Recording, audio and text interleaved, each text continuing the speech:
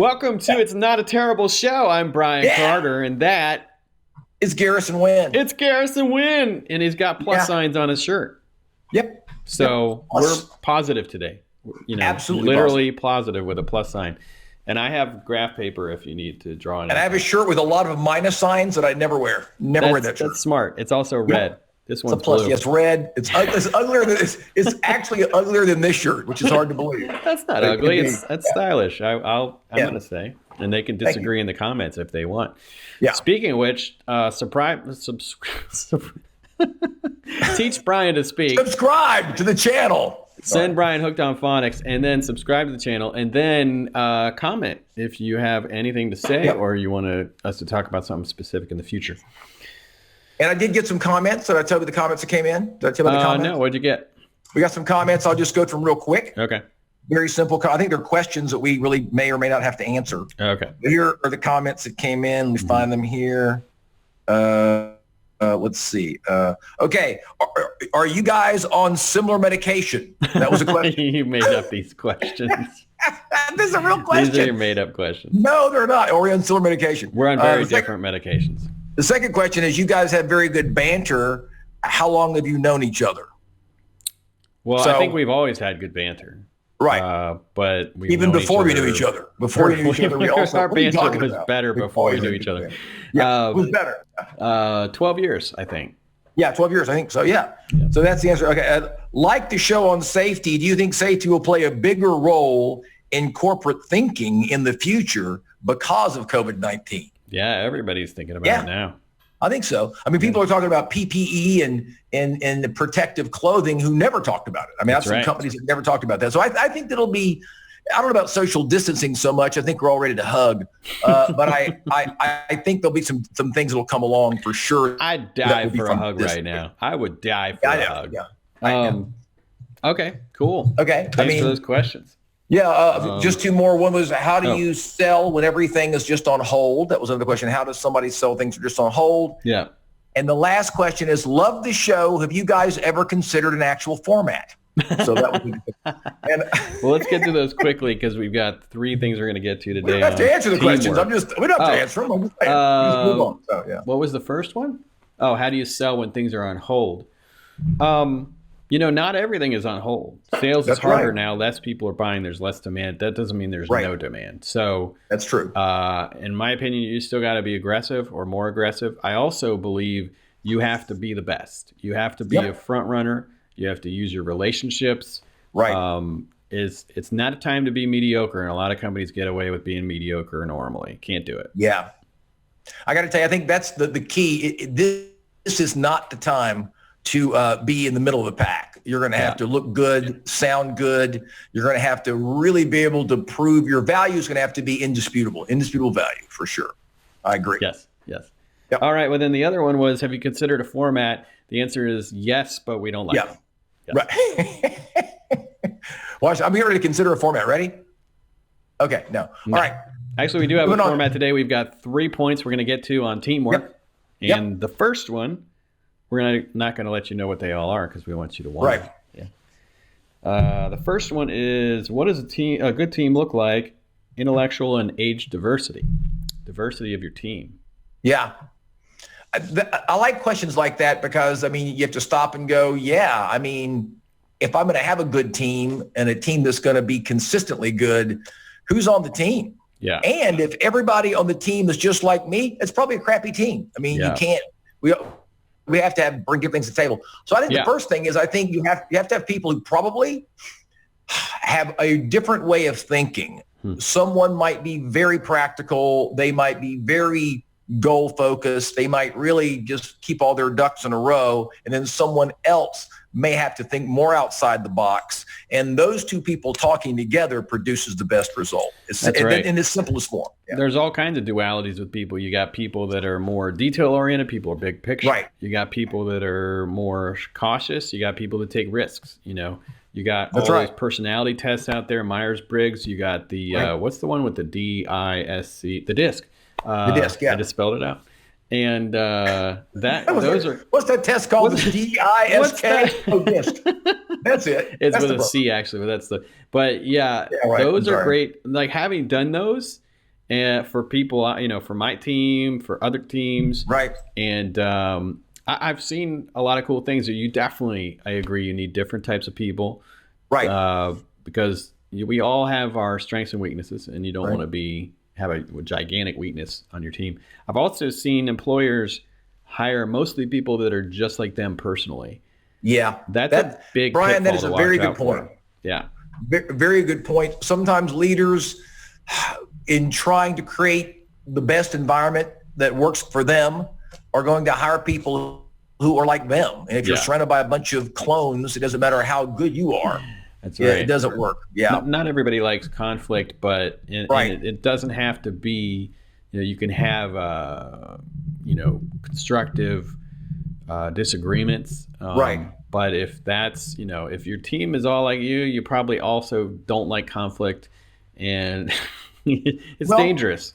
I think that what my experience tells me too over the years, that the foundation of agreement is disagreement. Yeah. You're not really going to agree on something unless there's been because if everybody agrees on it, we didn't look at it well enough, it's probably not the best way to go. Right. I think that if you're going to have true agreement that's going to work, you had to probably kind of work it out, because you can get an agreement where no one disagreed, but maybe people didn't really speak up. You get down the road and find out you don't have buy-in. Right. I think the question is, how do you avoid blind spots? How do you, if you potentially could have a team where everyone thinks the same and nobody is seeing this particular thing that's coming or hasn't considered this particular customer type or whatever it is, right. How do you know when that's going to come around and, bite you in the ass? Right. So you got to be willing to put up with, oh, I didn't think of that, or I disagree with that. Let's talk about it, Well, I think that one of the things that happens to lots of us, and I say this with all sincerity and as cool and calm as I can be, I think that what happens is that we sometimes are so married to our own ideas. We really like our own ideas so much that a new idea comes in, and if that new idea really has a huge opposition to our idea, sometimes it's hard to see that it's better. Yeah. And I think it happens to everybody. To say that happens just to this person or that person, I think I've seen some. Right. What if I were to say that your team should all be the same? Right. Then I would say that you are weirdly wrong, that you couldn't be more wrong. And that's constructive of us to do that. Yeah. And I mean, just like, when people go to medical school, the foundation is doubt. That's physicians are going to know why your doctor was so cranky, because they're trained in doubt. That's true. Doubt is the first step of diagnosis. And I think that when you're a team and you sit down and work things out, you're going to have to take a look at, you're going to have to shoot down some ideas. And some of those might be your own. I've done that. I've shot down my own ideas. So that's I do that all the time. But that's true. Like your level of skepticism, your level of anxiety versus your level of confidence. You've got to have some people that are very confident, sometimes to the extent that they're wrong, and they don't. Then you got other people that are very analytical and they see all the different possibilities, but they're less decisive. You got to have the balance of those types of people. I think so. So I think that, the key to that team is that intellectual diversity. Yeah. And I think age plays a role too. And I think that, what Einstein and Leonardo da Vinci and Sir Isaac Newton, Steve Jobs all had in common. They're white guys. Their best, what now? They're white guys. Thank you for turning it into that. Great. Thank you. Now we have to edit out the best part.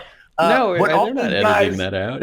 What all they had in common is that they came up with their best ideas before age 26. Oh, yeah. And we say that they say the human brain is not fully formed until age 26, but when it's still in the larval stage, those are good ideas. Yeah. The other thing is on a team if you've got people like that, you're going to have been there, done that 65-year-old person that can at least help you avoid some mistakes that no matter how smart you are, you could not see coming. You just haven't lived long enough. So I think the combination of a team at different ages is hugely important. I agree. That's a big one. Yeah. I agree. Oh, that sound means it's time to change topics. It also means Inception, and there are 3 levels to Inception. There's 3 levels to this show. So, what are you talking about? By the way, hear my alarm? You didn't hear my alarm? I heard your alarm, but it's the ahead. Inception horn. Okay. Yeah. Inception horn. Question number 2 for this topic is how do teams communicate? How do some teams communicate better than other teams? Yeah. Funny because people talk about communication all the time and we're still talking about it. It's one of those topics that people think they've already covered and they've already have all the answers, and no one does. I do. Yep. Oh. Well, I mean, you want to go first? I do too. That's the beauty of this show. We both think we know everything. That's the best part of the show. That's right. That's the best part. Go ahead, Brian. I also know everything. So do you. How did some teams communicate better? One thing we talked about already is being able to consider other ideas. Right. Boy, there's so many aspects to great communications. One thing I want to share is something I learned in training to be an acupuncturist years and years ago, which was what's something called a whole message. And not everybody does. There's 4 parts to it. Not everybody does the whole message. You can get away with not doing all sometimes, but some people only do one, and so it's facts, thoughts, feelings, and needs, right?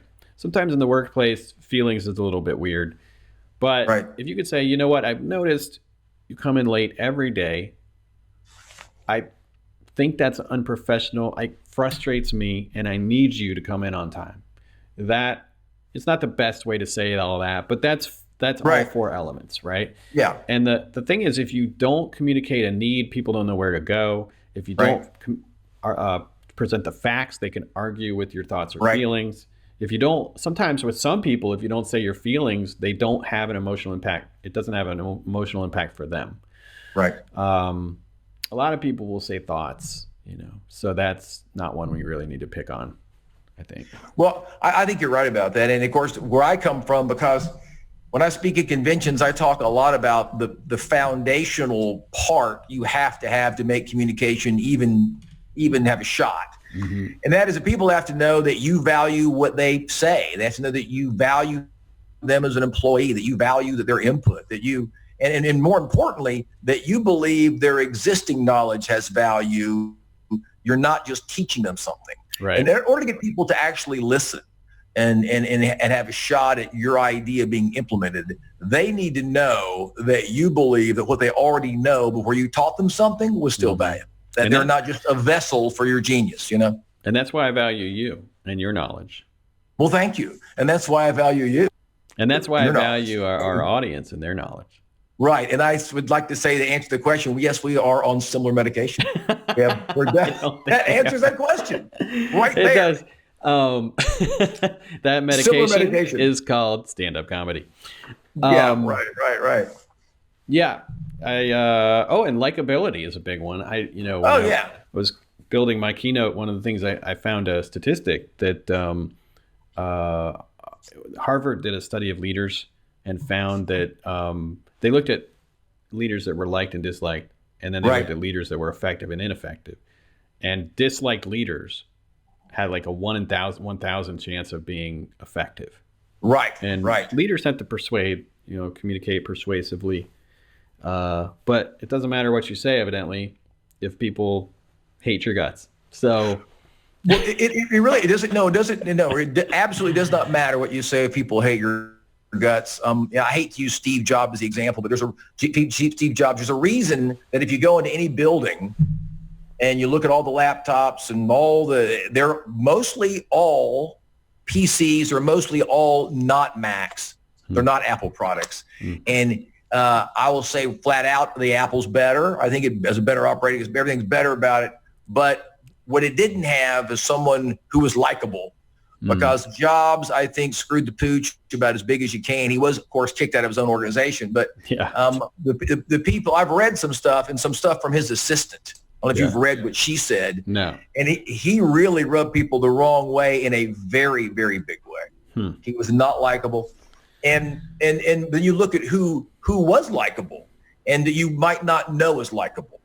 General George Patton, we always think of all the things he said and, George C. Scott's portrayal of him being this person. But the people who dealt with him all believed that he valued them very, very much, and he was on their side, right, and stuck up for them. They all felt that way. You can interview, most of those guys are dead now, but years ago, all these old tank guys that were still around, they all just thought he was the greatest person in the entire world.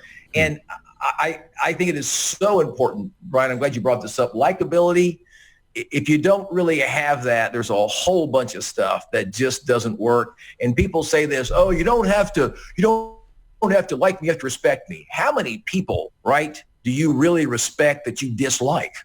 I mean, that's a ridiculous thing to actually say. I think that it's a weird idea to think you can kind of get around likability. I've heard a lot of people try to do that, and it just doesn't work. So Yep. What else? A yes and approach, where you agree with people's ideas. That's a way of valuing what they have to say and then adding to it rather than having the no but approach. There you go. And I think the big elephant in the room is clarity, because it doesn't matter how smart you are if no one knows what you're talking about.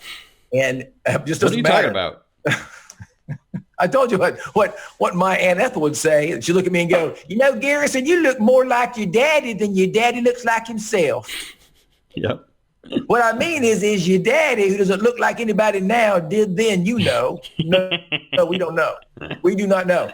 I think the clarity is the most overlooked thing, because people are afraid they're going to look stupid. They don't speak up. They're not going to say, hey, I don't get it. They're going to go, okay, sure. What the hell is he talking about? They're going to walk off. Point. I love being able to say I don't know. And I think that's because I know a lot of stuff and I'm confident. Right. But I also know that not knowing is the first step to knowing something. And you're right. If you pretend like you know stuff, no one's going to teach you anything. Well, you've really reached true wisdom. I mean, the highest level of wisdom is when you realize you have no idea what's happening. That's when you know that you're wise, because babies are pretty wise then, I'll tell you. Right. Well, you can't really start and make anything good unless you start at the point to where I know what I don't know. Right. So now I can go seek that. Right. I can't find out what I think I already know. Yeah. I can't learn. I'm not teachable. I agree. So you're not teachable. So yeah, I'm not teachable at all. That's why I wore this shirt. They said, don't wear the shirt. So I'm wearing the shirt. I'm wearing it. No matter how many bad experiences you have in that shirt. No matter how many bad letters we get, emails will come in and go, don't wear the shirt. He's wearing that damn shirt. I was a subscriber until I saw that shirt. That's right. I'm gone. And I would like to tell people we've got a lot of subscribers lately. Thank you very much for all the subscribers, a lot of them. And don't let this shirt stop you from pressing that subscribe.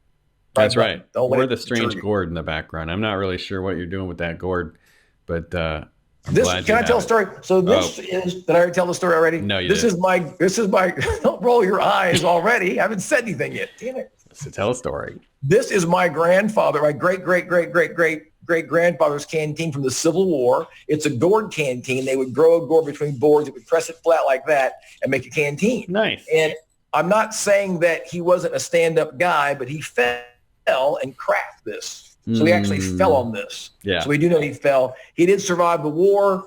He lost the bottom of his earlobe was gone. He had a big burn on his neck, and he didn't talk much. But didn't talk much.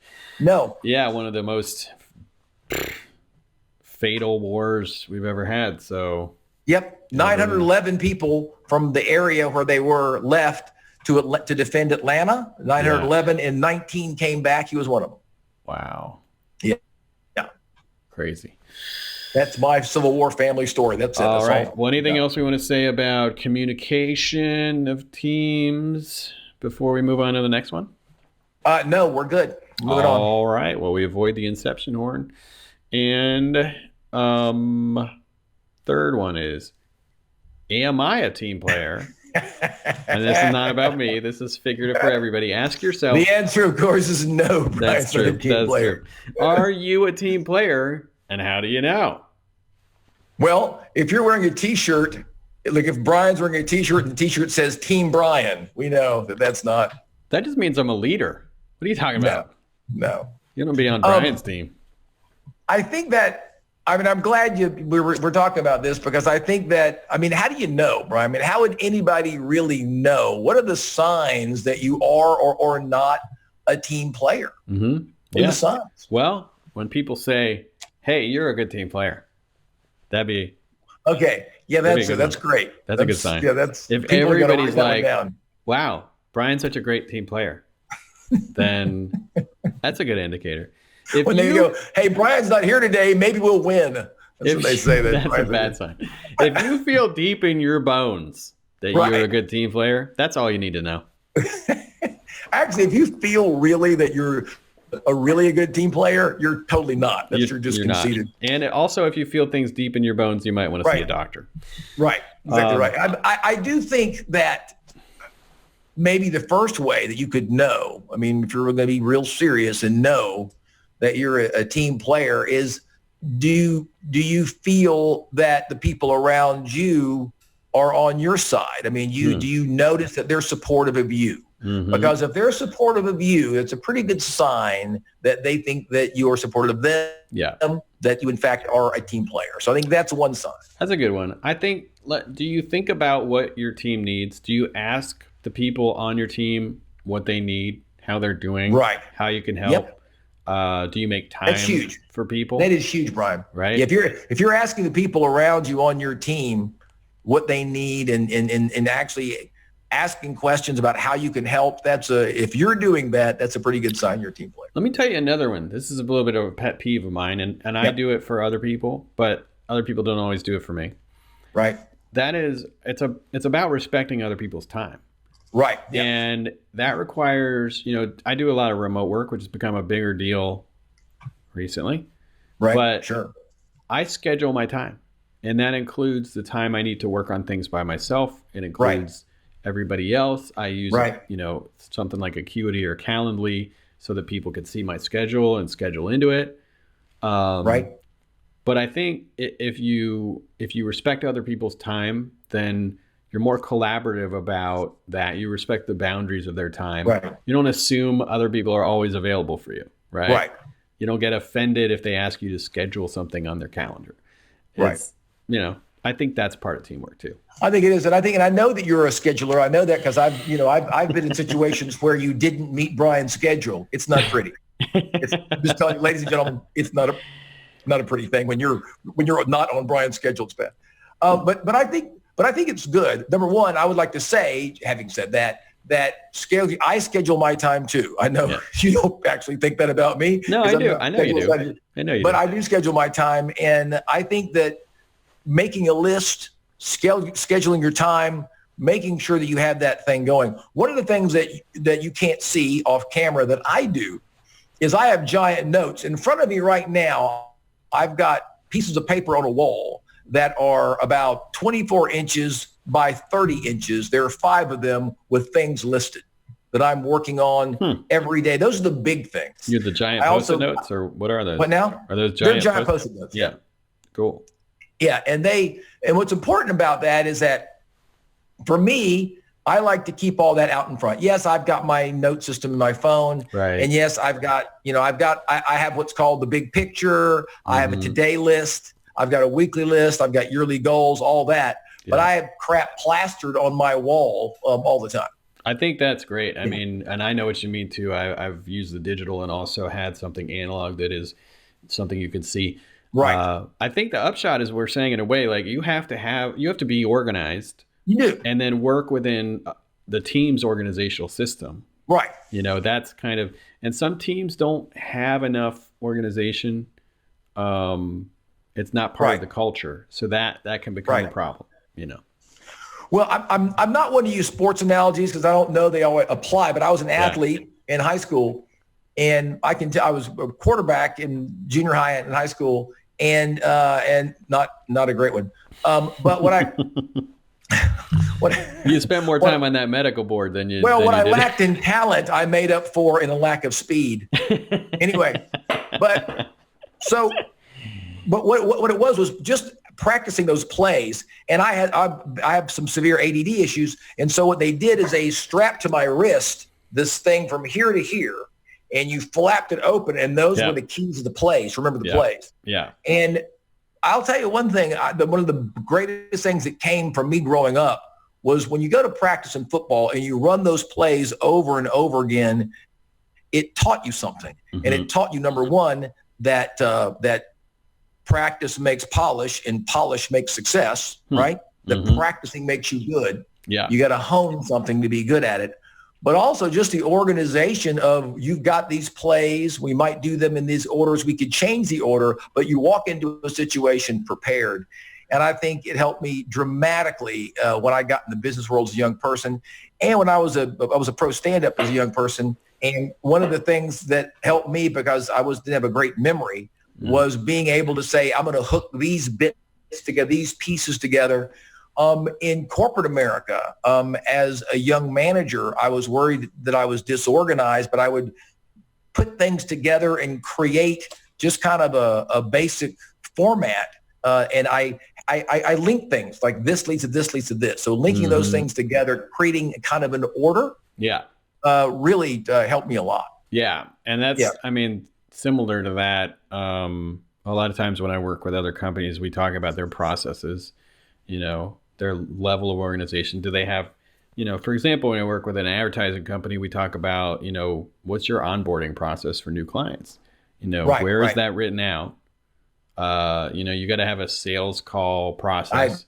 Got like maybe like a blank sales notes document in your Google Docs that you can follow, and then you don't leave anything out. I mean, a lot of us, you have experience with something, you kind of know how to do it intuitively, but if somebody else has to do it with you, you kind of got to outline what those processes are. By the way, I notice dealing with some young salespeople, they're not teaching that enough anymore. So getting back to, your warm market and your cold market and your hot market, when do you go to each of those things? Asking questions, dealing with objections, just that kind of stuff. The organization of that and the order in which you would do it is hugely important. I'm always learning. Like, I spent a lot of time the last 3 months, like looking into cold calling more, and it helped me hone my thinking a little bit again. And we did a sales call the other day, and I, with no problem, asked in a very casual way about, is anybody else competing for this business? What kind of quotes have they given you? What do you really need? What's your deciding factor? Even just asking, is there anybody else competing for this sale is a big thing. And those are the kind of questions that earlier I might not have had the guts to ask or seen the importance of asking. But yeah, it completely shaped the way we pitched that sale. And it's still a process. I don't know if we're going to get it, but I think having that list and knowing that here's a thing that we need to hit is we need to ask if there's any competition for the sale. That's one of the things that helped me throughout the years, was being able to say, do you have an actual budget for this, or are you kind of pitching to get the money? I mean, are we? Yeah, that's. And are you decision maker? All those BANT stuff, all that. But those are just processes. Part of being a good team is having processes where everybody's on the same page. And that makes you more effective and efficient. And remember, if they say, I need to go pitch this, what they're not is a decision maker. Yes, that's right. Anyone who goes, I'm getting ready to go pitch this, that means they had an idea. Hey, I got an idea. Yeah. And so, well, and I one of the things I learned in reading about that, I don't know if you've tried this, is to say, would you be open to us helping you pitch it, or pitch it for you, since it's really our stuff. We do this all the time. Well, again, exactly. It's right. Yeah. I will tell you, definitely, you're a team player. I think when you are organized. Yeah. I think you're a team player when you're clear. I think you're a team player when, the people around you are supportive of you because you've been supportive of them. That's how you know. And to go back to the very beginning and to look at the topic as a whole, if you don't have a diverse team, if you don't have good communication, and if you don't know how to tell whether you're a team player or not, it's hard to be part of a good team. I mean, I think those are the kind of the foundational things. But again, the worst team in the world, as you said earlier, is that team that you built that's just like you. That's your identical team. And I forget who said it. Somebody, it might have been Rockefeller, I don't know. But someone said that if you guys all come up with the same idea, you're all fired. I can't have 5 people and I'm paying this much money. That was Kermit the Frog that said that. Hey, but behind the scenes, he was actually pretty mean. You know? Brian is quoting Muppets. Yes. So, well, some of my favorite people are Muppets. Well, that was a great review. We were about to get the Inception horn for the third question, but we went straight into summary. We did. I'm going to wrap it up because this is not a terrible show. It's not a terrible show. It is not a terrible show. In fact, I think this is one of the least terrible shows that we've done. This may be one of the better shows that we've done. I wouldn't go that far, but it's definitely a good show. It's definitely one of the less terrible ones. Anyway. Would you like here? Try a piece of this cake. Oh, that's less terrible than a lot of cakes. That's less terrible than your last cake. That's less than the last cake. Now that's a positive spouse or whatever. Yep. Anyway, so that's that. Don't forget to subscribe. Send us ideas for more topics. Ask us questions. Yep. Ask us more about our medication, I guess. Yeah, more medication questions. And again, we just really appreciate all the subscribers. We're flattered, and it's great. Yeah. And any question you would ask us, and we may or may not talk about it on the show. We may just completely ditch the question, but we won't ignore it. But we'll just say it's a stupid question, and who would ask that? It's a stupid question. No, please. We will answer. We only had 6 or 7 of these questions that I know of. We kind of answered all of them, I think. Yep, we did. All right. Well, that's not a terrible show. I'm Brian Carter. Not a terrible show. That is Harrison Wynn. Yay! Yeah, all right. Not a terrible show. Not terrible.